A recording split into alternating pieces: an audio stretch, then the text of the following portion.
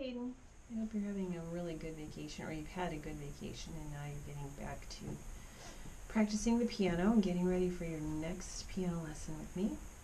So I wanted to make a couple of short videos for you instead of having your lesson, but it'll remind you some of the things that we would have worked on if we were together this week, and I'd like to try to teach you a new song. You may or may not be able to get it figured out before I see you on Tuesday, depending on how many days from when you get back. But first of all, what I'd like to do is just review some of the ways we've been using our body to be able to play the piano well. We oftentimes call these gestures, and so one of the things we've been working on, and I think I might stand up for you to be able to see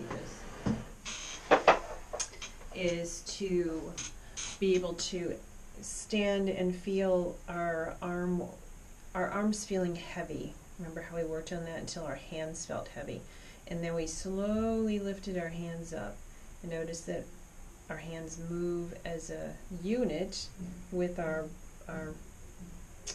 elbow to our wrist.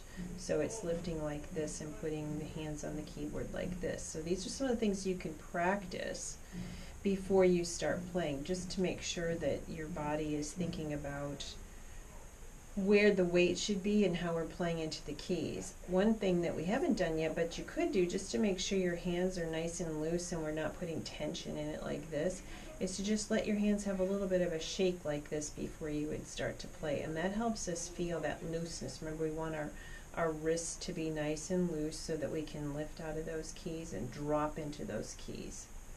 So those are some of the gestures that I'd like you to work on. The other thing I'd like you to do this week is I'd like to teach you the Indian song, or the Falling Leaves song.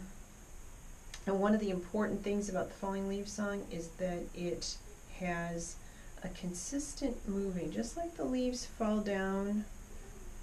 So our hands move in a consistent effort, and what happens is you're going to have one hand, we're going to start at the high part of the keyboard, and right hand will play, left hand will play, but then right comes and takes left spot, left moves to the next one, right moves to left spot, left moves to the next one. And the idea is to just be able to do that almost like you were doing a ballet dance. See how graceful it is?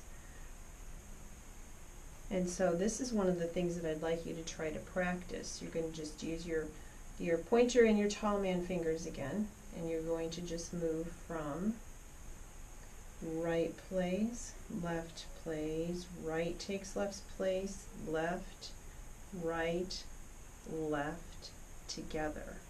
And if you can practice that away from the piano, or like I'm next to the piano but I'm not playing it on the keys, but start to get the idea of how your hands go and replace each other, and try to make sure that the one is moving before it has to play, so that it's ready to play, and then we don't have stops or gaps in our rhythm, and that's what we call continuity. So I will make you a different video that will have show me playing the piano on that song, The Falling Leaves, and you can also listen to it on your CD.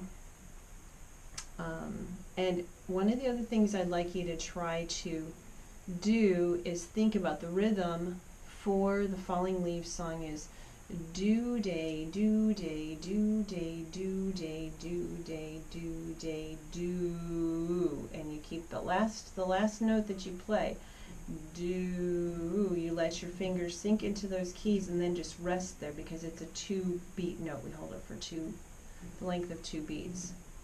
So if you can say that rhythm out loud while you're playing it, that will really help. So those are some of the gesture things that I want you to practice before you start doing some things in your book today. Okay?